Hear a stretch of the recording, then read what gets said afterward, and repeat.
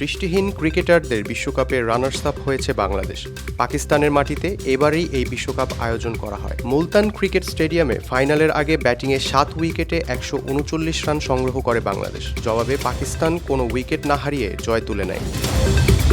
পুত্র সন্তানের বাবা হয়েছেন বাংলাদেশের কাটার মাস্টার মুস্তাফিজুর রহমান। নিজের ভেরিফাইড ফেসবুকে ভক্তদের সুখবর জানিয়ে লিখেন, আলহামদুলিল্লাহ, আল্লাহর রহমতে আজ আমাদের ঘরে আশীর্বাদ হয়ে একটি পুত্র সন্তান এসেছে। বাচ্চা ও মা দুজনেই সুস্থ আছে, ওদের জন্য প্রার্থনা করবেন। টেস্ট ক্রিকেটের পর গত মাসে দেশের জার্সিতে ওয়ানডে ক্রিকেটেও স্বাদ পেলেন নাহিদ রানা। এবার আন্তর্জাতিক টি-20-র সীমানায়ও পা পড়তে যাচ্ছে তার। নতুন এই ফাস্ট বোলারকে ওয়েস্ট ইন্ডিজের টি-20 সিরিজের স্কোয়াডে রাখা হবে ও অন্তত একটি ম্যাচে খেলানোর কথা জানিয়েছে কৌটিল সিমন্স। বালিকা কাপুরের তৈরি সবুজ রঙের একটি টুপি, এটির বয়স প্রায় 77 বছর।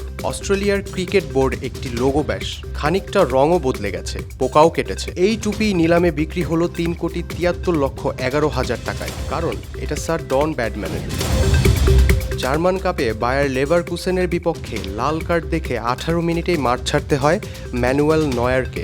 866 ম্যাচের পেশাদার ক্যারিয়ারের এই প্রথম লাল কার্ড দেখেন জার্মানির সাবেক অধিনায়ক। সাথে 1-0 গোলে ম্যাচেও হারতে হয়েছে বায়ার্ন মিউনিখকে।